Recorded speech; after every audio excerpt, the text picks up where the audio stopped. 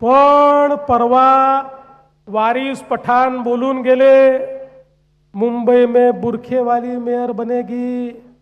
पण मला समजलंच नाही, अचानक भोंग्याचे सेल डाऊन झाले। सकाळचा भोंगा बोलेनाच, विचारलं तर तोंडातनं शब्दच निघेना।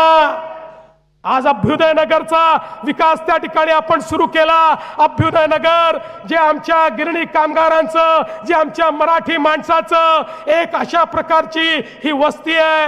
भारत माता की, भारत माता की, छत्रपती शिवाजी महाराज की, धर्मवीर छत्रपती संभाजी महाराज की जय भवानी, जय भवानी, जय जय जय जय जय भवानी, जय जय जय जय जय शिवाजी। भारतरत्न डॉक्टर बाबासाहेब आंबेडकरांचा वंदे वंदे। हिंदवी स्वराज्याचे सरसंस्थापक छत्रपती शिवरायांना मानाचा मुजरा करतो। भारतीय राज्यघटनेचे शिल्पकार भारतरत्न डॉक्टर बाबासाहेब आंबेडकर यांना मानवंदना अर्पित करतो। आजच्या आपल्या सभेमध्ये ज्यांचा आत्ताच अतिशय हृदयातनं असं भाषण आपण ऐकलं, ते महाराष्ट्राचे लोकप्रिय उपमुख्यमंत्री माननीय एकनाथराव शिंदेजी,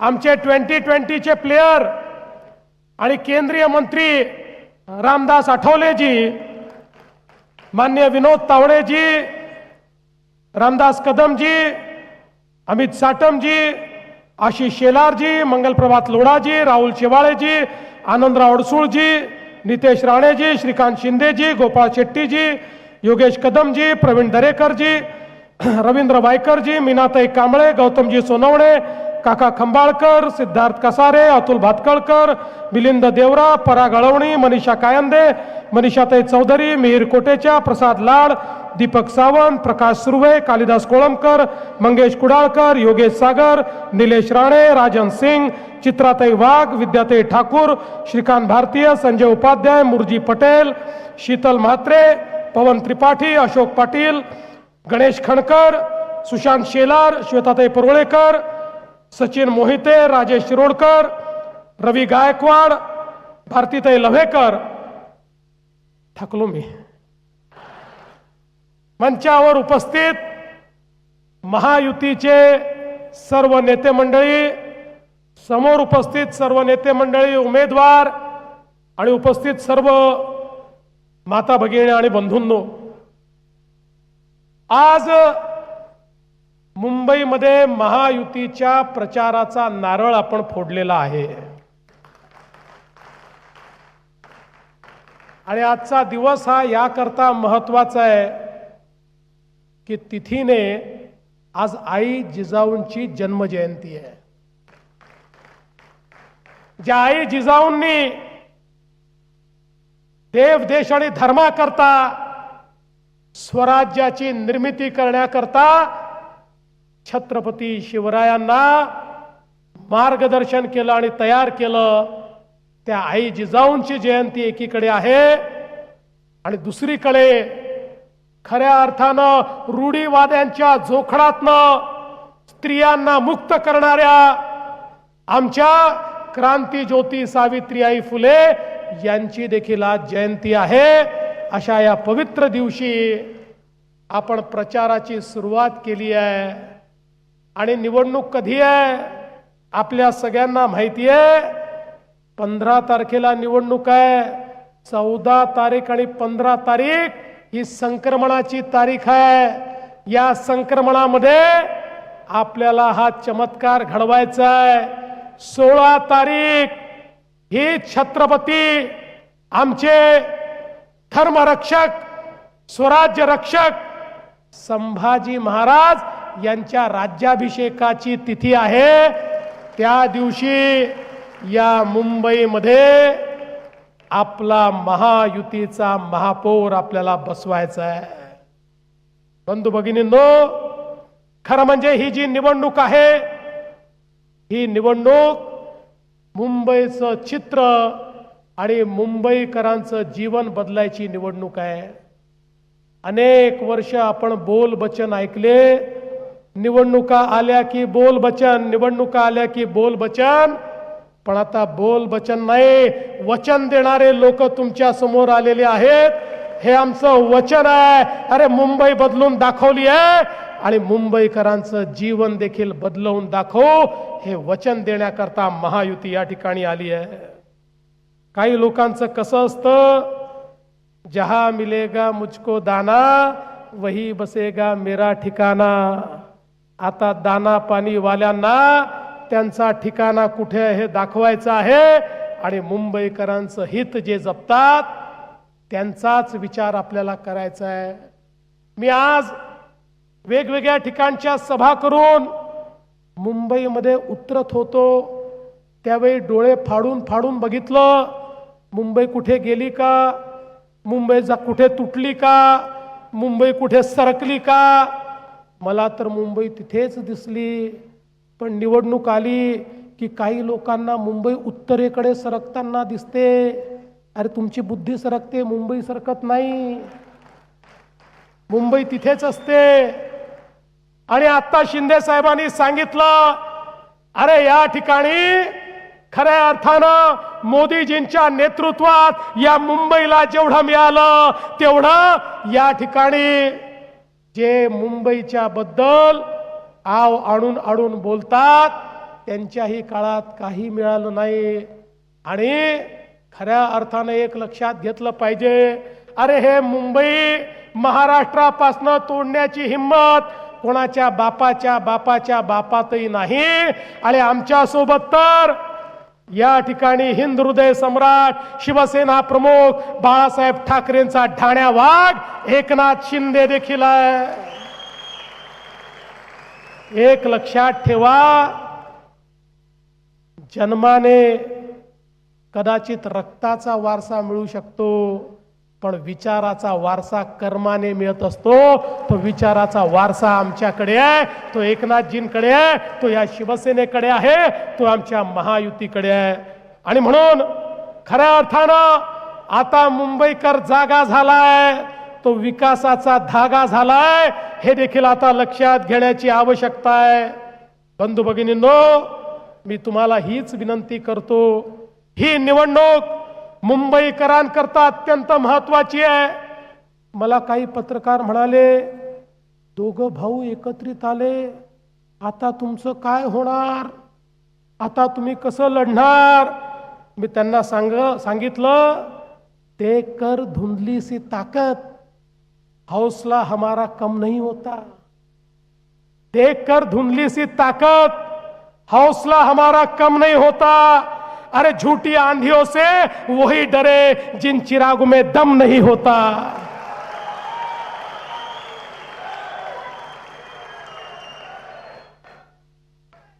आता या ठिकाणी खरं म्हणजे शिंदे साहेब, तुम्ही यांचं कॅम्पेन बघितलं, मला तर आता असं लक्षात आलं आहे की मुंबईमध्ये निवडणुकीमध्ये श्रेय चोरणारी टोळी सक्रिय झाली आहे. आणि या टोळीमध्ये काही अबोध बालक देखील आहेत जे श्रेय चोरण्याचा प्रयत्न करतायत. म्हणतात सगळं आम्हीच केलं, या ठिकाणी कोस्टल रोड आम्हीच केला, मेट्रोही आम्हीच केली. ये पब्लिक है, ये सब जानती है. अरे अर्ध्या रात्री ते मुंबईकरांना उठवून विचारलं, कोस्टल रोड कोणी केला, बीडीडी चाळीचा विकास कोणी केला, या ठिकाणी मेट्रोचं काम कोणी केलं. अर्ध्या रात्री मुंबईकर सांगतील हे महायुतीने केलं. आणि अर्ध्या रात्री त्यांना विचारा, प्रत्येक कामामध्ये खोडा कोणी घातला, प्रत्येक कामाला स्थगिती कोणी दिली. अर्ध्या रात्री झोपेतून उठवून सांगताना विचारलं तर ते एकच नाव घेतील, माननीय उद्धवजी ठाकरे. ते आपलंच नाव या ठिकाणी घेतील. पण बंधू भगिनींनो, अलीकडच्या काळामध्ये वेगवेगळे मुद्दे यायला लागले. मग मुंबईचा महापौर कोण होणार असा मुद्दा देखील आला. मी परवा स्पष्ट सांगितलं, आता आमच्या एकनाथराव शिंदेजींनी देखील स्पष्ट सांगितलं, मुंबईचा महापौर महायुतीचाच होणार, मुंबईचा महापौर हिंदूच होणार आणि मुंबईचा महापौर मराठीच होणार.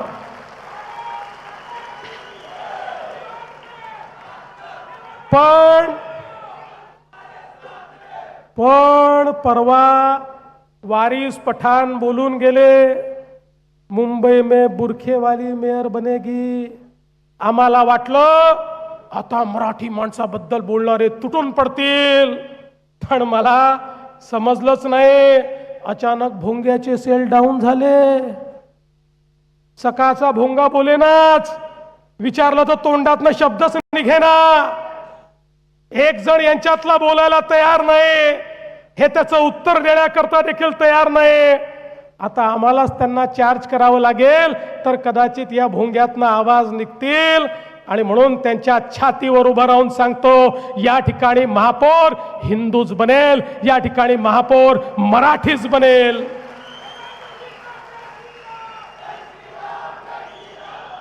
आमचं कुठल्या धर्माशी वैर नाहीये. या देशामध्ये प्रत्येकाला आपापला धर्म जपण्याचा अधिकार आहे, आपली पूजा पद्धती जपण्याचा अधिकार आहे.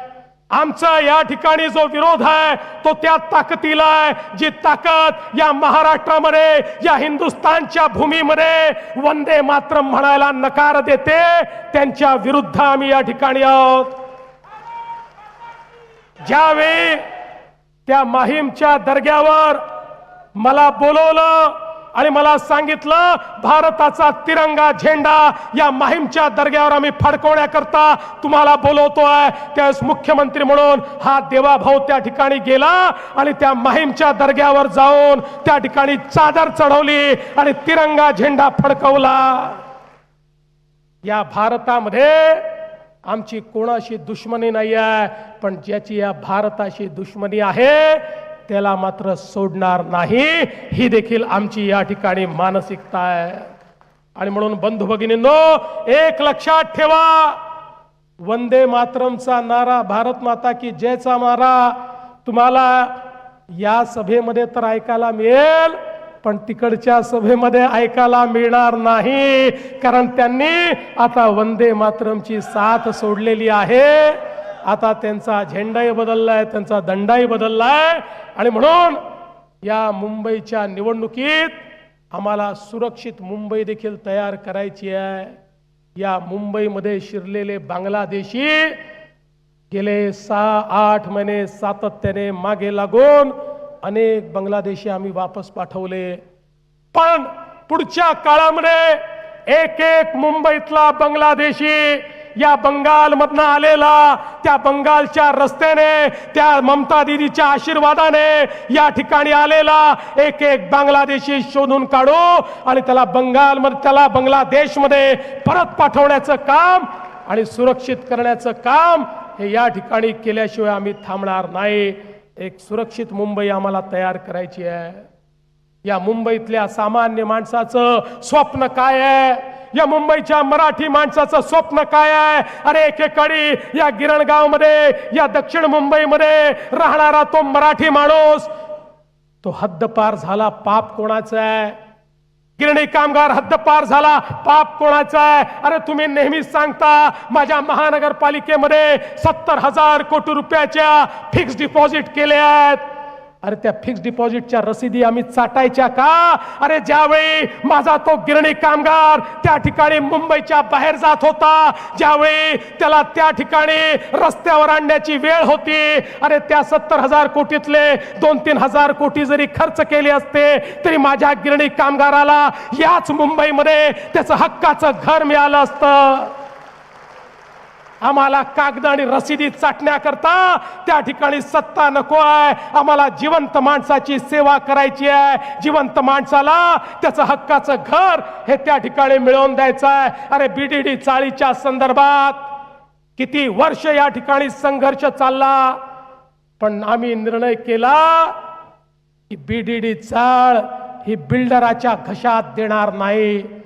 या ठिकाणी बीडीडी चाळ मराठी माणसाची अस्मिता ज्या ठिकाणी होती, 80,000 मराठी माणसं त्या ठिकाणी वाट बघत होते, कधीतरी आम्हाला आमचं हक्काचं घर मिळेल। पण यांच्या कंत्राटदाराच्या, यांच्या बिल्डरांच्या जाळ्यामध्ये त्या ठिकाणी हा बिल्डर की तो बिल्डर, त्याच्या या भांडणामध्ये त्या बीडीडी चाळीचा यांनी सत्यानाश केला।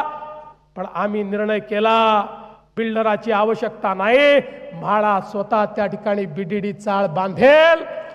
80,000 मराठी माणसं जी कदाचित हद्दपार गेली असती, वसई विरारच्या पलीकडे घर घेण्याची ज्यांची ऐपत नव्हती, 100 स्क्वेअर फुटात राहणारी माझी ते मराठी बांधव आज इमारती उभ्या केल्या, त्याच्या चाव्या दिल्या आणि या सगळ्या लोकांना मुंबईमध्ये 100 फुटामधनं 500 फुटाचं घर त्याच ठिकाणी मोफत देण्याचं काम आम्ही केलं। मराठी माणसाकरता हे काम आहे। आज अभ्युदय नगरचा विकास त्या ठिकाणी आपण सुरू केला। अभ्युदय नगर जे आमच्या गिरणी कामगारांचं, जे आमच्या मराठी माणसाचं एक अशा प्रकारची ही वस्ती आहे, ज्या वस्तीमध्ये आपल्याला मुंबईची खरी संस्कृती पाहायला मिळते। का त्याचा विकास होऊ शकला नाही, पण आज त्याचाही विकास करण्याचं काम हे आम्ही शिंदेजींनी, आम्ही सगळ्यांनी मिळून या ठिकाणी केलं आणि आता त्याचंही बांधकाम आम्ही सुरू करतोय।